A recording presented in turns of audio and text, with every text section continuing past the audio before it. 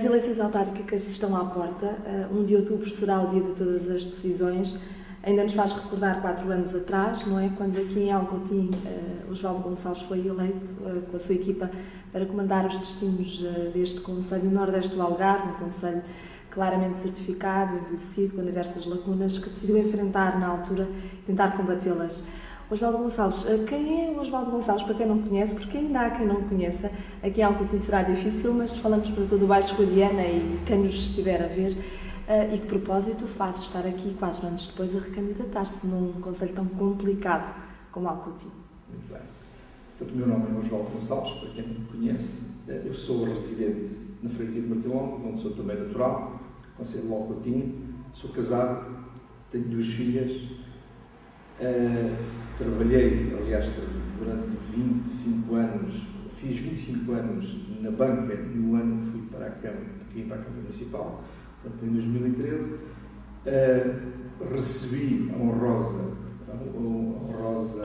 escolha por parte dos municípios em 2013 para comandar durante estes últimos 4 anos os destinos do Conselho. Como diz muito bem, portanto, é preciso coragem para nos colocarmos à frente daquilo que são uma procura de soluções para um conceito com tantos problemas como Alcotim tem, mas foi precisamente essa a minha motivação e foi precisamente esse o meu sentido de missão que me levou, não só numa primeira fase, a aceitar o desafio que me foi imposto, o convite que me foi feito, mas também hoje, portanto, revitalizar portanto, esta minha convicção, porque dentro dos problemas, por vezes, conseguimos encontrar soluções, muitas das vezes encontramos soluções, mas também ainda temos uma maior noção do quão difícil é encontrar essas soluções e ainda temos uma maior motivação para continuar a procurá-las, e é isso que me move, no fundo, portanto, na minha recandidatura para mais 4 anos, consciente de que o trabalho que fiz, portanto, dentro daquilo que foi o meu empenho, o meu trabalho, de mim e de toda a minha equipa, mas também consciente de que há muito por fazer e ainda há muito daquilo que iniciámos que eu gostaria de concluir, ou pelo menos ampliar a maturidade do trabalho que tem que ser desenvolvido nestes últimos 4 anos. De alguma forma, os problemas que encontrou em Alcotim, as dificuldades, as lacunas, e que de alguma forma também sente que não conseguiu ainda resolver, falo ser hoje um homem diferente, um político diferente, ou seja, isto é tudo muito mais difícil do que parece à partida? Repare,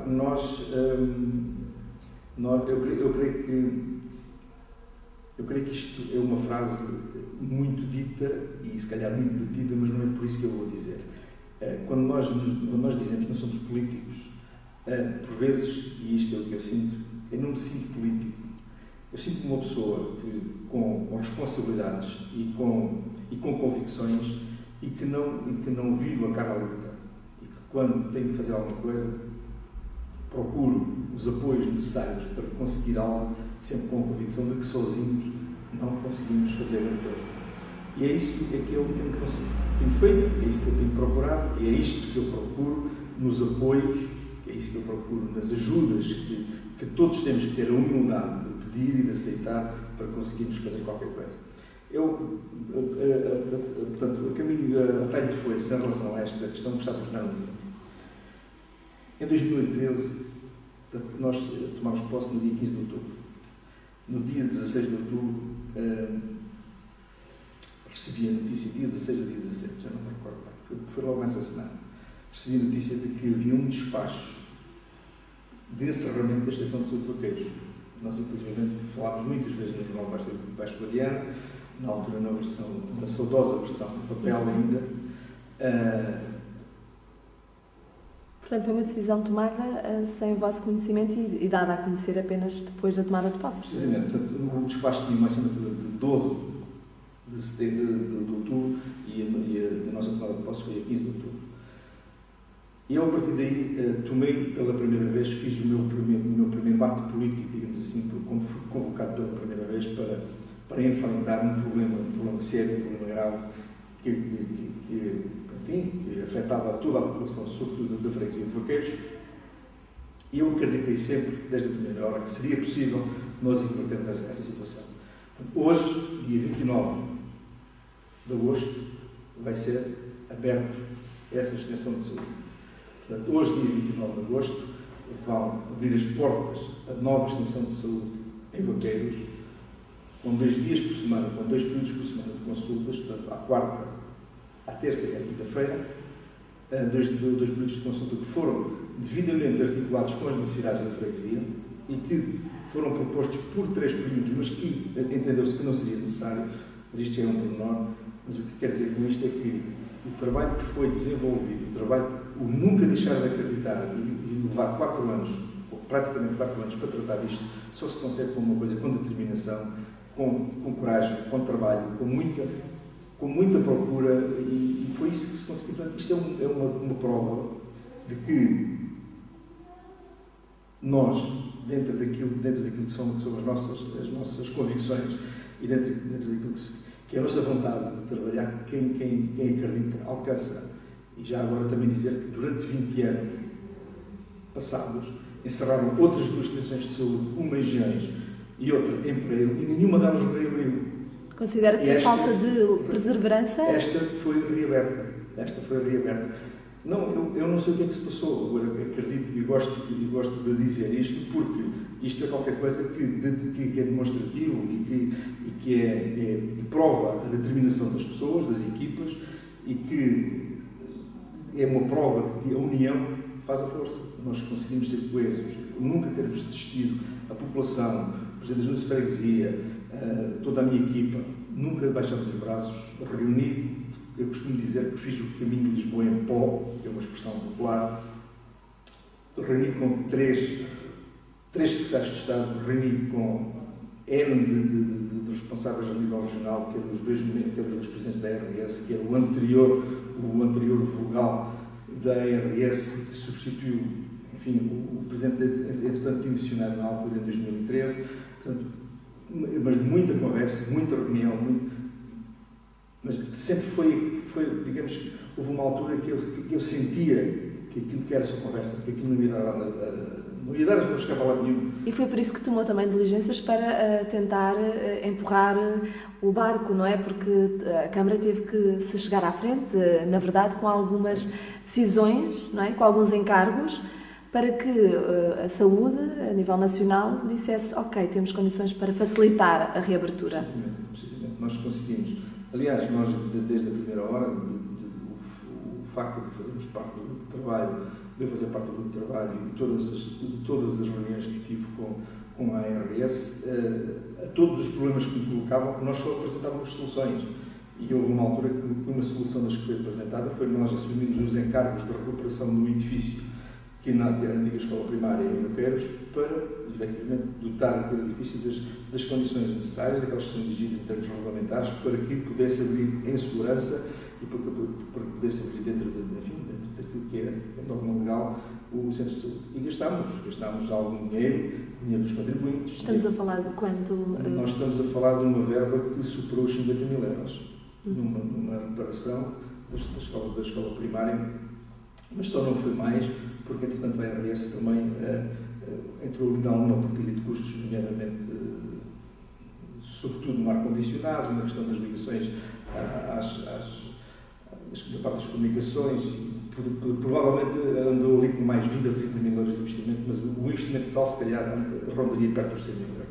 Talvez da verba mais bem empregue nestes 4 anos. Foi com certeza que sim, embora seja importante que faça aquilo que é o nosso magro orçamento, porque nós temos um orçamento, isso é importante lembrar as pessoas, o nosso orçamento é um orçamento de 8 milhões de euros. Tem que ver com o índice populacional do Conselho, não é? Precisamente, retirar 50 mil euros de uma verba que nem sequer estava orçamentada, portanto, não estava orçamentada, e porquê? Porque eu tinha tido anteriormente a garantia por parte da ARS que aquilo iria ser reaberto, acho que, digamos, por responsabilidade da própria ARS. E depois, quando em 2016, em dezembro de 2016, fui assistir a uma reunião, a uma apresentação de produtividades da ARS, que eu descobri que afinal não havia verbas inscritas para isto, e foi aí que se acenderam todas as luzinhas vermelhas. Eu fui novamente a Lisboa, insisti outra vez e eu obtive a luz verde para avançar, mas lá está. faço aqui esta nota para dizer que não havia orçamentação e tivemos que fazer ali umas alterações orçamentais para poder corresponder, digamos, às necessidades para concluir a obra, mas isso não foi impeditivo, nós fizemos, está feita e hoje, dia 29 de agosto de 2017, uma data memorável, porque hoje, sem pompas nem circunstâncias, vai ser aberta a equipa de saúde, os utentes, far-se-á depois uma iniciativa de inauguração, talvez para a semana. Muito bem. A saúde é de facto um polo importante desta conversa, porque falamos, a saúde é importante para todos, como é óbvio, mas as características deste Conselho têm demonstrado que é uma carência que qualquer que seja o Executivo tem trabalhado muito para que se mantenha uma dignidade da comunidade que aqui vive. Considera que nestes 4 anos há aqui marcos para além desta boa notícia que recebemos agora, nomeadamente com a abertura de um lar, não é? Não há muito tempo, mas as iniciativas que levou a cabo eram de acordo com aquilo que era a sua perspectiva para melhorar as condições de vida da população? Eram, com certeza. Tivemos aqui algumas dificuldades acrescidas, situações pontuais que ocorreram por infortúnio de algumas pessoas, e foi nomeadamente, um médico que nos apoiava aqui no Conselho, que seu nome, Oscar Oliveira, uma pessoa, um médico de Alcotim, muito dedicado a esta terra, e que por motivos, pessoais, deixou de dar esse acompanhamento. Ele fazia um acompanhamento voluntário só. Mas isso ajudava, digamos, de alguma forma, a suprimir aqui algumas das necessidades, ou seja, encapotava aqui algumas necessidades que já existiam e que hoje existem, e que têm a ver com o seguinte: nos rácios dos médicos distribuídos para o serviço público, existem números de utentes por cada médico. E no mínimo serão 1.500, 1.600 utentes por cada médico. Portanto, para aplicar, e quando nós assistimos muito à ditadura dos números, no passado recente isso já foi pior, felizmente as coisas estão a melhorar um bocadinho, mas quando assistimos muito a esta ditadura dos números, o que é que acontece? Acontece que 2 médicos em Alcotim ultrapassam, em termos de que é o rácio de médicos, de utentes por cada médico, ultrapassam a disponibilidade que estes 2 médicos têm. Portanto, apenas um para a Portanto, teria que haver um médico e meio. Médico e meio. Portanto, o desaparecimento deste serviço voluntário, portanto, criou-nos aqui algumas dificuldades que ainda hoje existem. Essas dificuldades ainda hoje existem. Porque nós entendemos, e não nos cansamos de dizer e de reivindicar isto da tutela, que não podemos ter o mesmo método, o mesmo conceito aplicado no território como é Alcotim, da mesma forma que se aplica, por exemplo, numa região, já não digo em Lisboa, mas se calhar em Faro. Porquê? Porque nós temos a nossa pirâmide geracional está invertida. A nossa pirâmide geracional tem na sua base aquilo que deveriam de ser a parte mais jovem, é o contrário. Portanto, o vértice está em baixo. Não são os mais jovens, são aqueles que menos precisam de cuidados de saúde, portanto, são os que estão em baixo. Neste caso é o contrário, não é? É o contrário, portanto, e por muito que eu tenha dito isto, e por muito que eu diga que nós precisamos de rever, e precisamos de criar aqui algum caráter de exceção nesta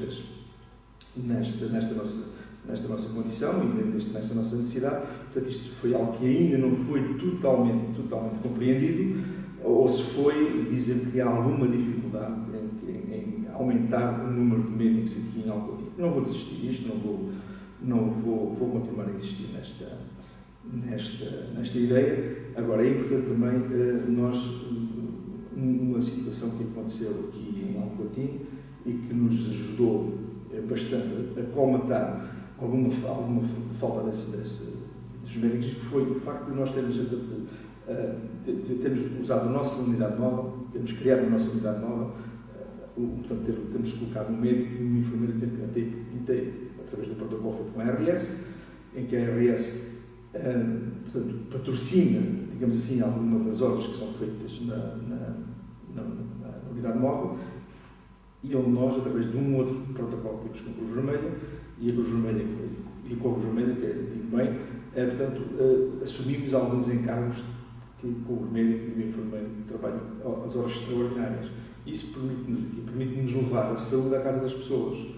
Portanto, nós temos tido, ao longo destes últimos 2 anos, um conjunto de iniciativas, de atos clínicos programados e não programados, que são feitos na casa das pessoas, pelo menos na sua residência, através da unidade móvel, como se fossem atos praticados no centro de saúde, com as condições que a unidade móvel de saúde tem neste momento. Claro. É verdade. Nós temos um procedimento, a Câmara tem um procedimento para a aquisição de uma carrinha móvel de saúde, aliás, como é, juntamente com um grupo de mais 7 municípios no Algarve, e dizer-vos também que o modelo que serviu de base para este concurso, para este cargo de encargos, foi o nosso modelo. Portanto, isto também é importante. Portanto, foram pioneiros nessa abordagem.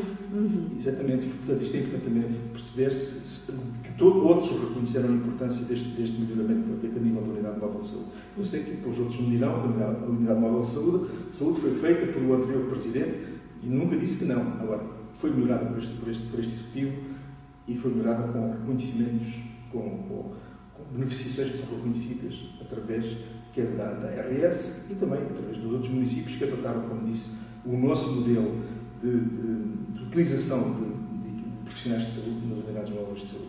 Portanto, isto são áreas, são medidas que têm servido para apoiar, para ajudar, para combater as dificuldades e para fazer acreditar que é possível nós vivermos neste território com muitos problemas, mas também com muitas oportunidades. Habitualmente costuma então ser uma das suas afirmações, não gosta de ver este Conselho com um olhar de envelhecido e desertificado apenas, não é? Portanto, há aqui diversas potencialidades. A saúde já falámos, daria para muito mais, mas vamos passar a outra questão, reverter toda esta realidade que é, de facto, o envelhecimento progressivo da população e trazer jovens, ou fazer com que aqueles que aqui estão se fixem.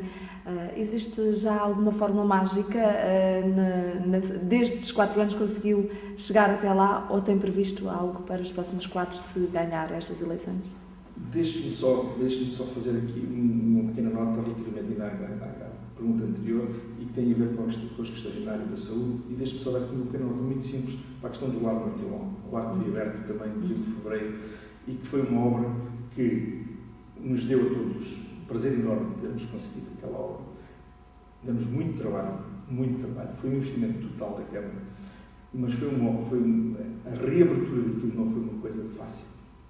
A abertura daquilo não foi uma coisa fácil, porque nós estávamos no final de ano, estávamos no final de orçamento e estávamos no final de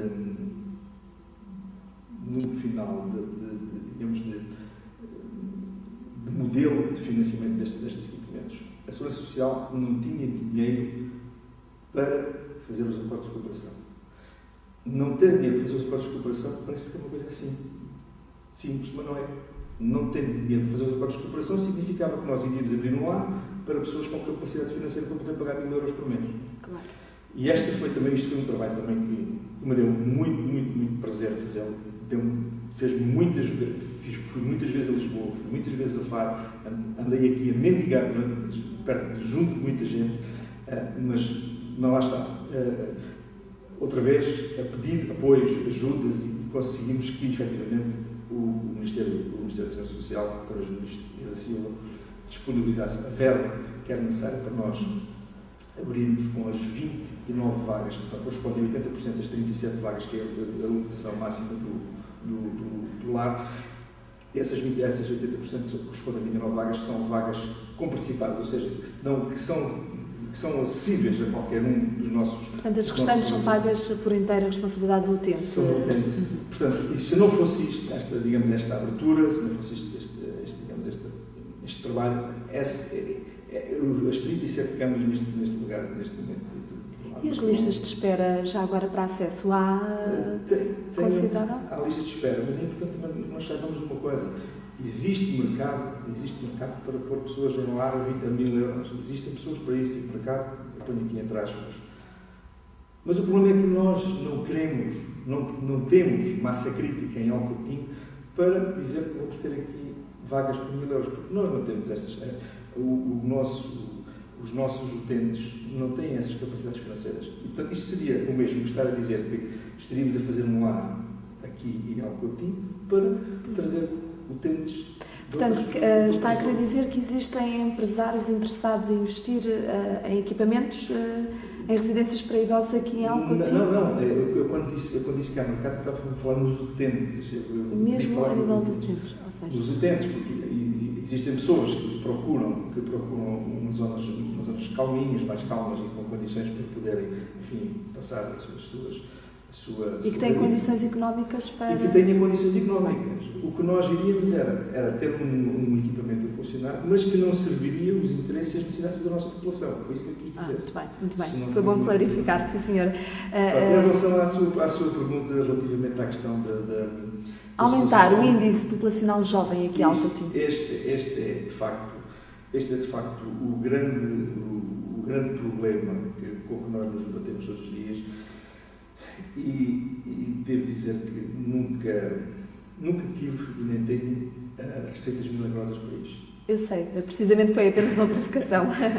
Nem tenho receitas milagrosas para isto, mas toda a nossa ação converge para, efetivamente, criar condições para a fixação de pessoas. E, por acaso, a atalho foi-se outra vez a questão do lar. A questão do lar criou 22 postos de trabalho. A abertura daquele lar criou 22 postos de trabalho. Logo, são pessoas que têm que ter alguma capacidade física, são pessoas que têm que ter alguma disponibilidade mental, têm que ter preparação para pessoas jovens. Cria trabalho. Isto é uma forma de criar trabalho e de fixar algumas pessoas mais jovens.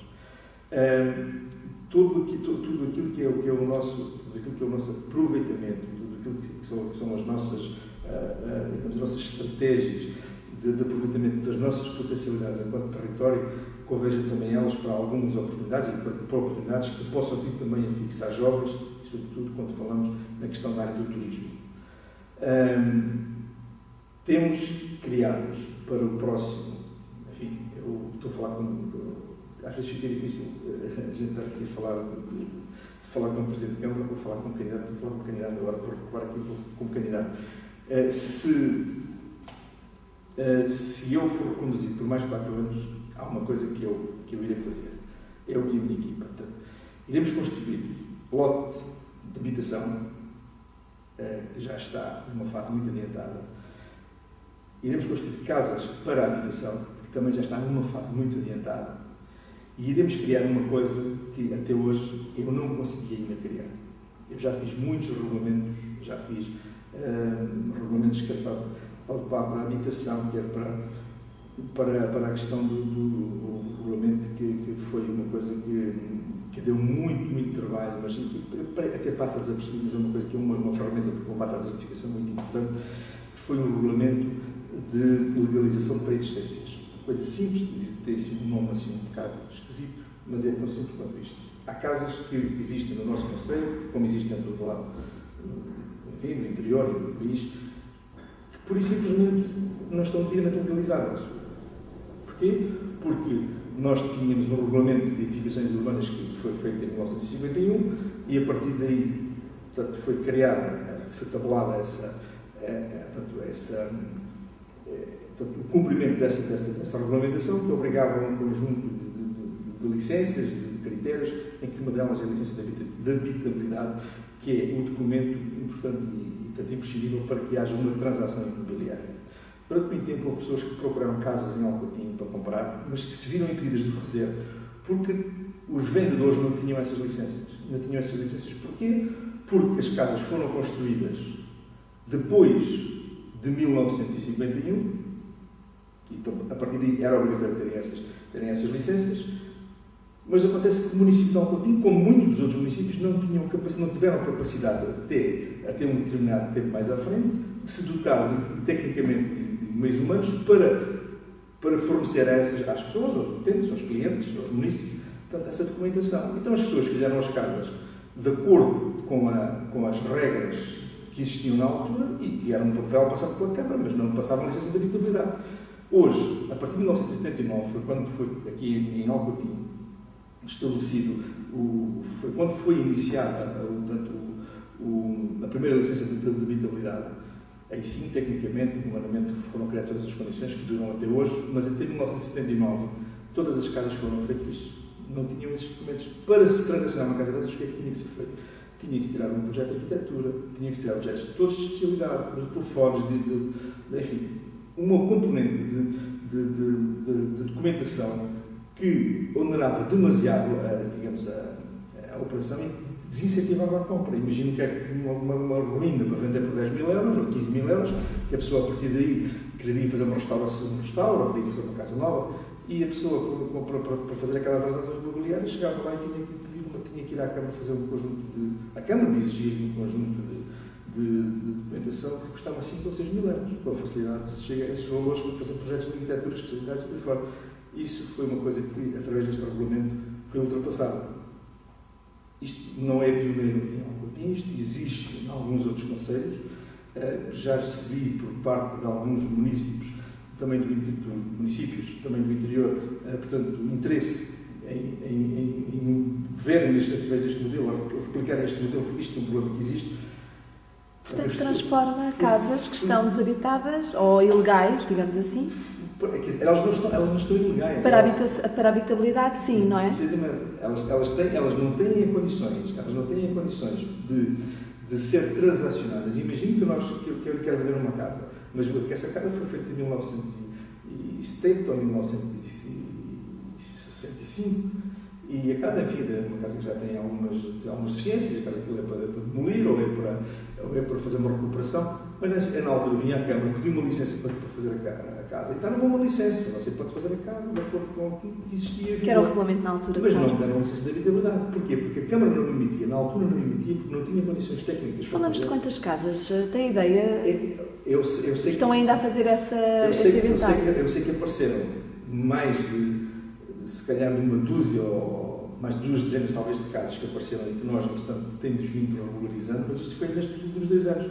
Nos últimos 25 ou nos últimos 30 anos, muitos mais outros a fazer que não se conseguiram fazer. Portanto, agora há mais potenciais casas para venda, com todas as licenças necessárias. Existe uma maior possibilidade, a este nível também, de novos moradores poderem aproveitar aquilo que existe, nomeadamente casas familiares, dos avós, dos tios, enfim. E confia que isso vai trazer população mais nova? Eu acredito que esta medida, que é uma medida, é só uma medida, é um regulamento, mas pode, em alguns casos, pode fazer diferença. Não é uma medida que nos vai fazer as coisas, que nos vai resolver os problemas. É um conjunto de medidas, mas nós não podemos, para um determinado problema, e pensar assim, isto não é importante, porque às vezes um pequeno problema arrasta outros problemas e depois torna um grande problema. Portanto, o que nós devemos é atacar na raiz as coisas, sempre que possível, fazê-lo. E isto que eu acabei por ser um bocadinho extensivo nesta explicação, mas isto é uma coisa simples que se pode resolver de uma forma simples. Mas que pode fazer toda a diferença quando falamos em captar novos moradores, havendo as disponíveis, então, que podem mais facilmente ser transacionadas, vendidas, não é? Esta é uma... E emprego? Em Alcotim, sabemos que a Câmara Municipal é um dos principais empregadores, as IPSS também, nomeadamente falávamos dos lares, não é? Dos centros de dia, empresas. O seu Executivo tem levado a cabo ao longo destes 4 anos diversas dinâmicas de conferências, debates, colóquios, não é? Fóruns, essencialmente juntar pessoas que pensem sobre as temáticas e que tentem aqui trazer ideias novas e que se possam revelar soluções, não é? Também no que diz respeito a novos empregos, novas indústrias, novas produções, o regresso à terra, os animais também. Considera que está a ser um estudo importante através dessas dinâmicas e soluções existem, novas soluções existem para mais emprego em Alcotim? Eu gostava de fazer aqui só um pequeno reparo na sua pergunta. Quando me diz que se cria novas oportunidades, eu acho que o problema, o resultado desse trabalho deve ser desenvolvido. Eu acho que o que tem conseguido fazer, isto não se faz de um dia para o outro, é tentar fazer com que se olhe para as coisas de uma outra forma. Portanto, demonstrar as potencialidades existentes. É mesmo por aí. É nós percebermos que nós temos potencialidades. E é preciso virem de fora outras pessoas às vezes para fazer ver essas potencialidades, não é? Às vezes lá está aquilo que eu dizia no início. Nós temos que ter uma humildade de conseguir, de peito aberto e sem problemas, dizer que nós estamos cá, nós queremos discutir isto convosco. Ajudem-nos a pensar. E que fileiras encontrou e consegue identificar agora, passados 4 anos de... Nós conseguimos, bem, uma das coisas que eu gosto de dizer também, e que eu gosto de dizer quando digo que Alcotim está na moda, nós começámos a falar de Alcotim por coisas diferentes. Fala-se de Alcotim por coisas diferentes. Uma das coisas que saiu dessas formas, de todas essas reuniões que nós iniciámos e que pretendemos dar continuidade, foi uma abordagem diferente a uma coisa que a gente olha para os campos e toda a gente sabe que temos um grande potencial a nível sinergético. Toda a gente sabe que nós temos um potencial enorme a nível da floresta. Mas o que me parece às vezes é que as pessoas não veem isso como um potencial. As pessoas às vezes o que veem nisso foi uma forma de resolver um problema. Mas resolveu-se um problema, mas criou-se outro problema.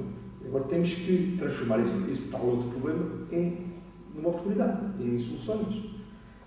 E esta abordagem permitiu o quê? Permitiu que nós olhássemos para aquilo que é a nossa floresta, por exemplo, e a nossa sinergética, e tentar perceber de que forma é que nós vamos tentar tentar coadunar novamente alguns malefícios que foram atribuídos à floresta na coabitação com a sinergética. E de que forma é que nós podemos pegar nisto que começou por ser um investimento muito interessante para os proprietários que fizeram a floresta, e como é que nós vamos pegar nisto e dizer assim, mas agora tem aqui um problema, porque ao fim de 20 anos deixou de ser rentável e agora temos aqui um foco de incêndio. E além disso, isto até prejudicou, em alguma medida, e atendendo e dando razão a algumas poucas, isto até na parte da sinergética até veio aqui, até não coabita muito bem, sobretudo na área da Paris Vermelha e no acolhimento de predadores e por aí fora. Portanto, o que nós fazemos foi as pessoas a pensar sobre isso e tentarmos perceber de que forma é que nós podemos alterar isto. Fizemos através de 2 candidaturas, que uma infelizmente não foi aprovada. A da sinergética não teve pontuação suficiente para ser aprovada. Estamos à espera da candidatura que foi feita para a sinergética. E esta candidatura, isto é uma coisa muito simples, é ter no terreno alguém, temos nós, um parceiro, um conjunto de parceiros que estão envolvidos a trabalhar e a procurar e tentar perceber de que modo é que nós vamos fazer as coisas. As pessoas têm que ver, isto não é defeito desta ou daquela pessoa, se calhar é mesmo, nós humanamente somos assim, nós temos que ver para querer. E se calhar tendo um exemplo, olha, este aqui funciona bem, então se calhar replicar ali também vai funcionar bem. E no fundo é isto que esta abordagem nos traz. Mas há uma outra coisa também que esta abordagem nos trouxe. Nós, quando falamos tanto,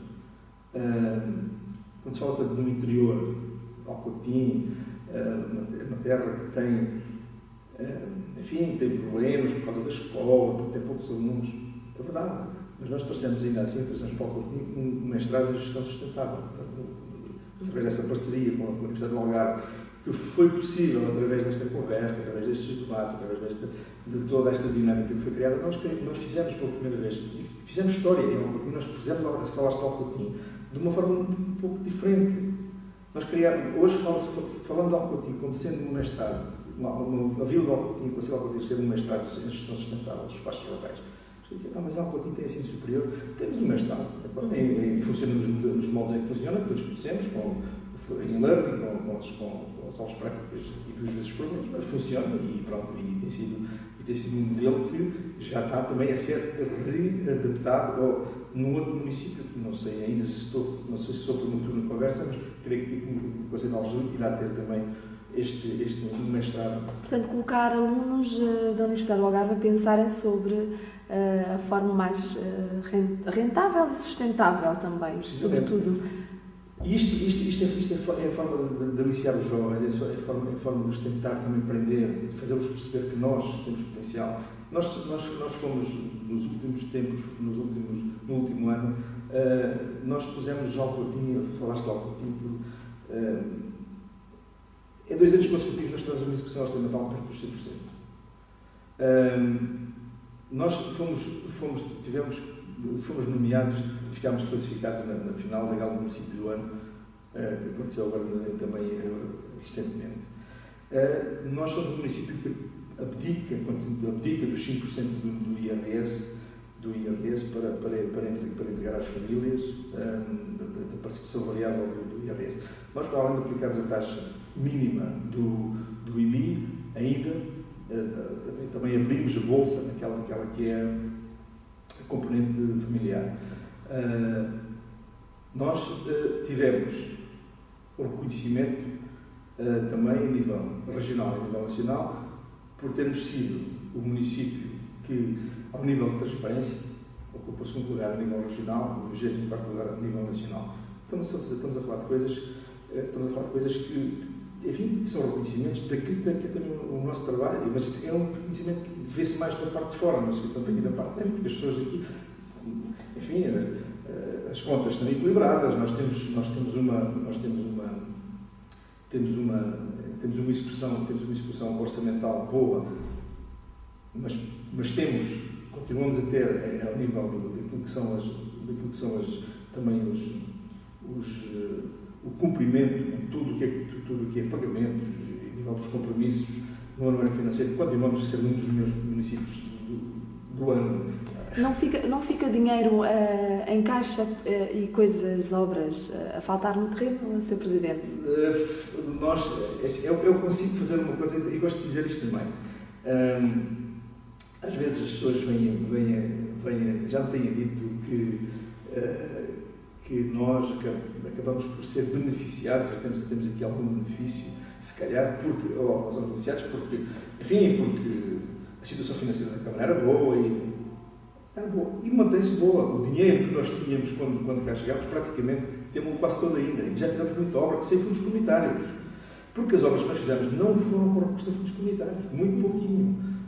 Temos para aí meio de uma obra de uma pavimentação, então, do antigo quadro comunitário, e a partir daí tem sido tudo o que tem sido aquelas pequenas obras. E o grosso da coluna foi, efetivamente, o Largo Martelão custou 1.300.000 euros, com fundos da Câmara, com recurso a um empréstimo de 600.000 euros.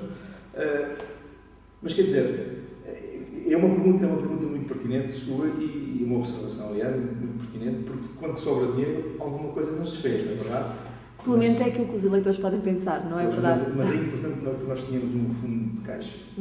E como candidato, eu perguntei-lhe enquanto Presidente, porque foi nessas funções que teve a oportunidade de fazer todo esse trabalho, mas como candidato há 4 anos que não conhecia a fundo, não é? E na prática essa realidade, considerava que isso era possível, ou seja, trabalhar desta forma? Repare, é assim, eu gosto de... Quando digo as coisas, gosto de ser coerente com aquilo que faço. Gosto de ser coerente com aquilo que faço, porque eu acho que isso nós precisamos de pessoas sérias na política e não precisamos... Porque já chega de conversa fiada e tiras e algo, isso já chega disso.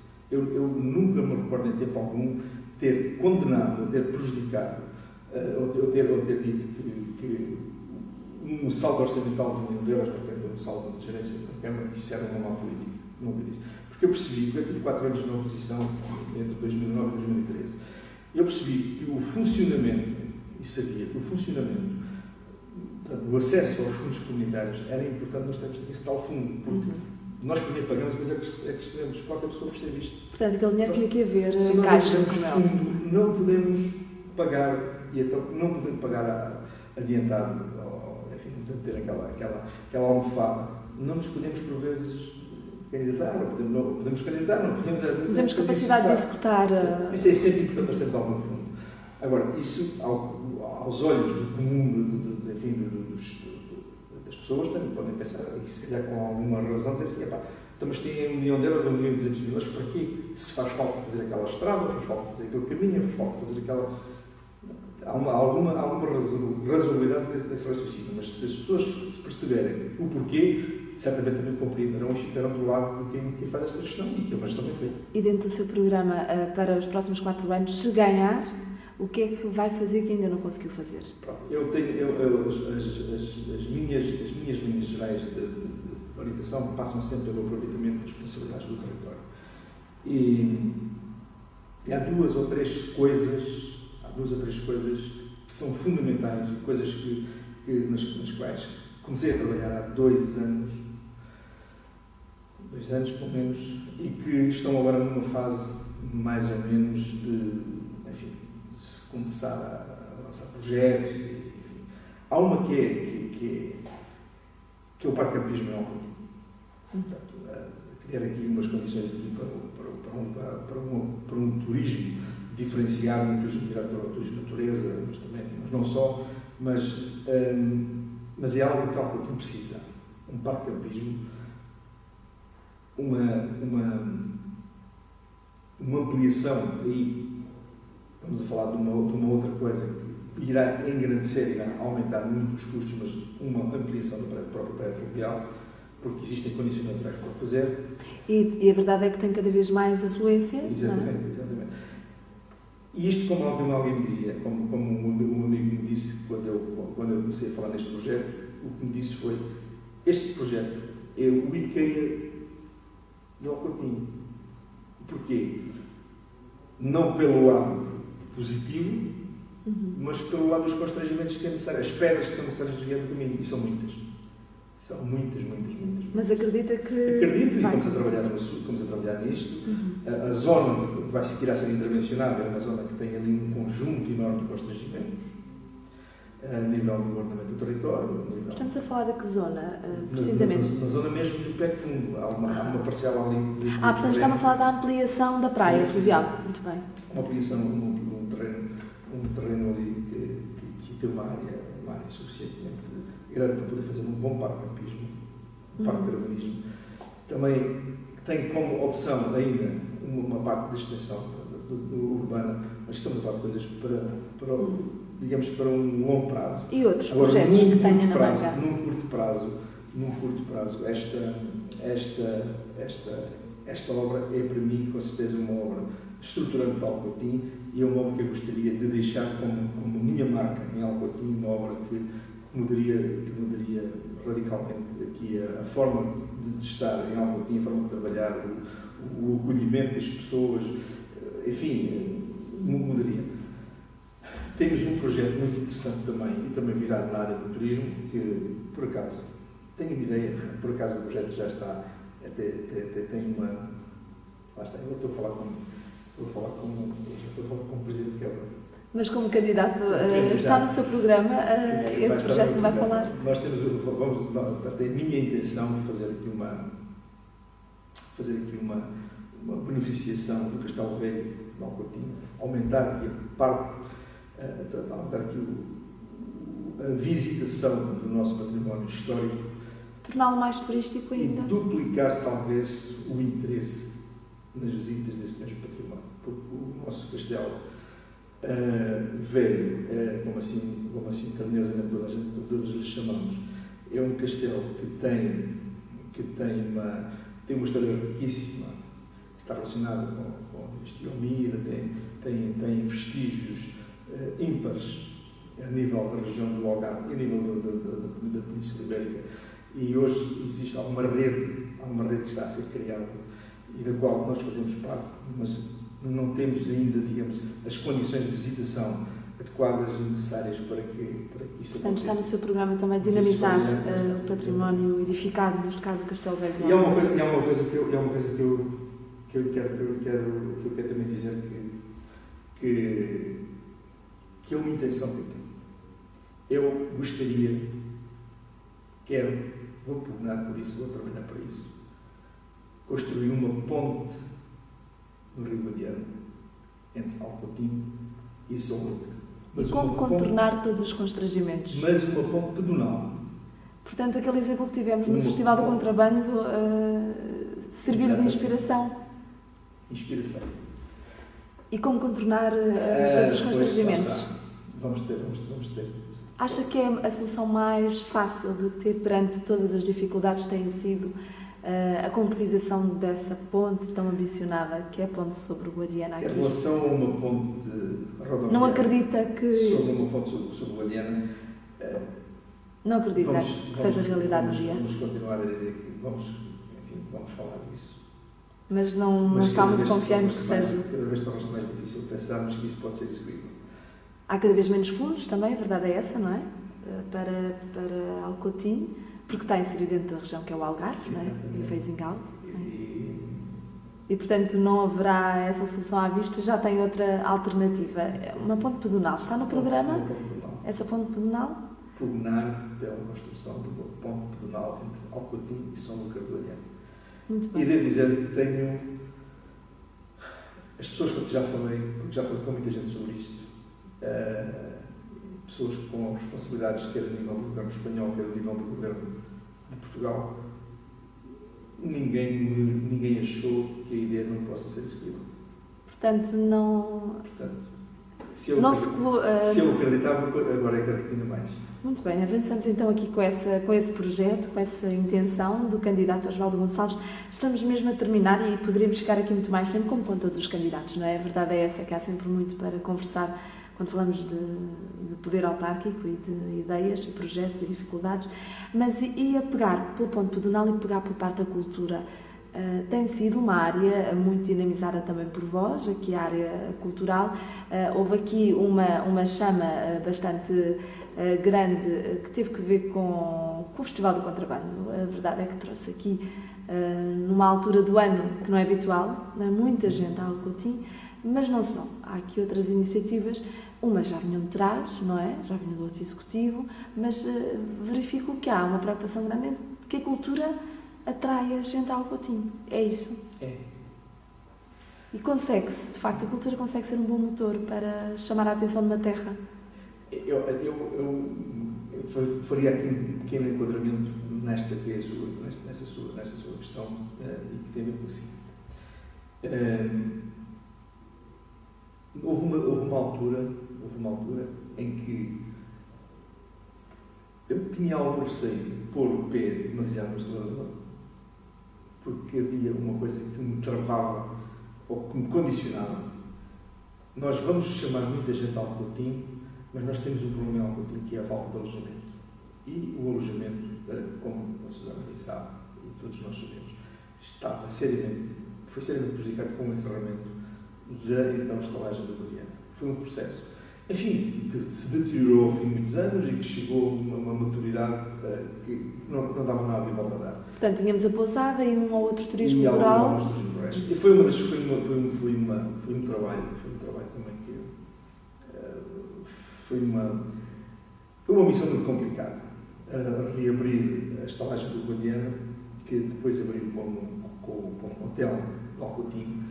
Em março de 2017. Abriu em março, portanto, houve praticamente 3 anos de trabalho para que fosse possível fazer isso. Entretanto, houve 2 anos que levaram à negociação, em 200 e picos, e depois houve quase mais de meio ano de trabalhos de reconstrução, de remodelação, de obras que foram necessárias para que o hotel abrisse nas formas em que está, portanto, formas dignas de receber as pessoas.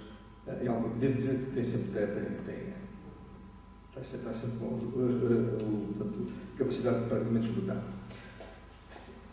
E isto para dizer o quê? Para dizer que houve uma altura em que havia aqui um receio de estar a acelerar mais na promoção de eventos, precisamente por causa disso. Mas tentámos fazer sempre uma gestão, lá está, num meio termo, mas sempre conscientes que isso era um constrangimento forte. Nós fizemos aqui eventos em Alcotim em que enchemos os hotéis de Merton todos e alguns de Vila Real, e não enchemos, mas mandámos para ali centenas de pessoas. Eventos organizados em Alcotim. Foram as primeiras 2 regatas, as primeiras 2 provas dos campeonatos nacionais de esperanças na área da carruagem. Então aí falamos do desporto na área desportiva, que também é muito importante. Pronto, nós estávamos a falar da cultura, falando do desporto, mas são eventos, não é? Na questão da atração das pessoas. Quando nós fizemos o Festival do Contrabando, aliás, quando nós fazemos a festa de Alcotim, que é uma uma festa que nós, o que fizemos foi dar continuidade àquilo que já vinha atrás, ponto. Mas sentiu isso no primeiro ano que estava no Executivo, não é? Não há casas para alugar um coutinho e porque está tudo cheio. Nós precisamos aqui. Enfim, esgotamos a nossa capacidade de alojamento. E então começámos aqui a ter algum receio de estar a fazer mega eventos também na área da cultura, que depois houvesse aqui muito desfalamento da expectativa das pessoas, nomeadamente naquilo que concerne à parte do alojamento. Tendo passado o verão. Fomos gerindo isso de uma forma que me parece que foi uma forma inteligente e foi uma forma razoável de se gerir. E finalmente nós chegámos a março e promovemos a primeira edição do Festival do Contrabando, que foi um sucesso que, reconhecidamente, todas as entidades nos têm transmitido essa ideia. Já vai haver uma segunda edição, vai uma segunda edição. Devo dizer que, para a segunda edição, existe uma unidade hoteleira em Alcotim que já tem a lotação esgotada para o ano que vem, em março, precisamente por causa do sucesso que foi a primeira edição e também pela necessidade que existe também de salvaguardar, por exemplo, o alojamento com alguma antecedência em Alcotim. E são essas iniciativas que, na minha opinião, promovem, primeiro, a ideia de que é preciso acreditar que existe potencial. E as pessoas acreditarem olharem para estas coisas e pensarem que, afinal, o que é que a gente vai fazer para aproveitar isto? Portanto, a cultura, o desporto. A iniciativa privada. A iniciativa privada tem que avançar com isto. Tem que sentir em nós a confiança que é necessário sentir-se de que nós estaremos sempre do lado deles, da iniciativa privada, no sentido de criar aqui uma continuidade neste programa cultural que traga pessoas, mas que as pessoas também aproveitem isto. Portanto, será dada continuidade a essa dinâmica cultural, desportiva, de apoio às associações? Com certeza que sim. A nível de fundos comunitários, rapidamente, ainda há pouco explicou-me realmente que não tinha havido aqui uma grande incidência naqueles que foram os projetos executados pelos 4 anos do Executivo, mas temos a sede da Terras de Baixo Adiana, em Alcotim, há uma associação de desenvolvimento que é a Associação Odiana, que também trabalha nesses fundos comunitários. Já tivemos aqui uma associação Alcance, não sei até que ponto, que havia possibilidade de revitalizar, se fazia sentido ou não. Mas, brevemente, refiro-me à importância dessas entidades e de que forma é que Alcotim consegue ter aqui uma beneficiação interessante nesse campo comunitário. O trabalho que tem vindo a ser desenvolvido por todas essas associações foi um trabalho enfim, que beneficiou muito o território, no sentido em que, de uma forma profissional, que é assim mesmo que tem que ser dito, conseguiram chegar e conseguiram levar às pessoas, conseguiram dizer às pessoas a forma de como chegar aos fundos comunitários, porque os fundos comunitários é um corredor labiríntico que, se não houver ajuda, dificilmente a gente chega lá. Primeiramente para os empresários, não é? Daí a importância destas associações, e nesse sentido elas fizeram um trabalho meritório ao longo do tempo. Eu lamento que não se tenha conseguido, em simultâneo, criar dentro das próprias associações qualquer coisa que as conseguisse manter menos dependentes dos próprios fundos comunitários. Parece um bom senso, mas isto Mas faz também meia-culpa disso, Sr. Presidente? Ou penso... Ou considera que são contingências da atual... Por exemplo, quando se falou das associações, falou, por exemplo, numa associação que praticamente está no nível de Alcance. E eu tenho pena que isso assim seja. E já tentei várias vezes, junto dos órgãos, no passado, junto dos órgãos da Alcance, tentar uma aproximação no sentido de tentarmos ver o que é que se pode fazer. Mas pronto, parece que não houve oportunidade e nós temos efeito. Portanto, não há novidades em relação ao Alcance. As vantagens que estas associações nos trazem, né, no trabalho de exposição, na abertura, na preparação, na distribuição dos fundos comunitários, isso é muito, muito importante, sobretudo para os empresários. Porque, como eu disse há pouco, a questão, e todos nós sabemos disto, a questão dos fundos comunitários, das medidas, das candidaturas, são todas elas complexas e precisam de apoio e cuidado através destas associações. Lamento então também o facto de os verbos, por exemplo, como é que se chama agora, do programa aqui do Interreg Gal, ter ficado com um governo muito reduzido relativamente a outras do passado. Terras de Baixo Guadiana. Eu recordo, há dias saiu um aviso, onde as autarquias também se podiam candidatar, e eu fiquei entusiasmado com aquilo, depois quando fui ver a limitação financeira do programa, para todo o território era 100 mil euros. Portanto, falamos de vários conselhos, 100 não é? mil euros. O valor era 100 mil euros, mas o valor total. Eu, quando olhei para aquilo, pensei que era um mecanismo, mas não, era o valor da dotação da medida, era sempre assim, isto não pode ser verdade, isto é uma coisa que, enfim... Para aquilo que estamos habituados, nomeadamente, não é? Porque uma verba qualquer que um dos municípios, alguns da freguesia, se candidato deste conjunto alargado, parceiros que fazem parte do Baixo Guadiana, se fossem presentes 5 ou 6 candidaturas, dificilmente poderiam escolher mais do que uma, né?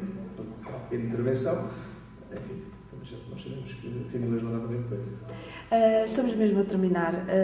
Votar em Osvaldo Gonçalves e na equipa que escolheu para estas eleições, para concorrer a estas eleições, significa dar continuidade ao trabalho que desenvolveu e que apelo ao voto gostaria de fazer, aproveitando este tempo de antena que o Jornal Baixo Guadiana dá aos candidatos? Eu penso que estou confiante que a confiança que foi depositada em mim em 2013 e na minha equipa não teve durante estes 4 anos motivos nenhuns para não ser renovada. Acredito que nos vão novamente dar esse voto de confiança, apelo que assim seja.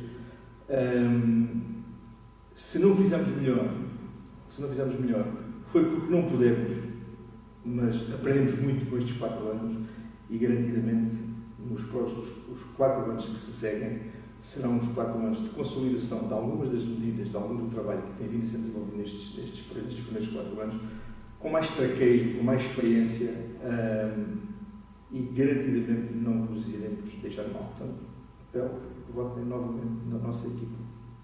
Muito obrigada.